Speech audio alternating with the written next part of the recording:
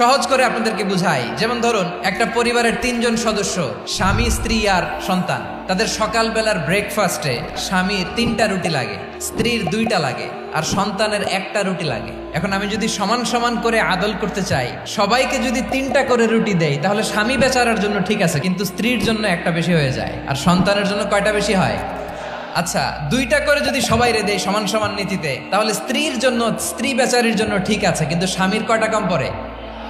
আর সন্তানের বেশি হয়ে যায় কয়টা? আচ্ছা, সমান সমান নীতিতে সবাইকে যদি সকালের নাস্তার জন্য 1টা করে রুটি দেই, সন্তানের জন্য ঠিক আছে, কিন্তু স্ত্রী বেচারির কম পড়ে কয়টা? স্বামীর কম পড়ে কয়টা?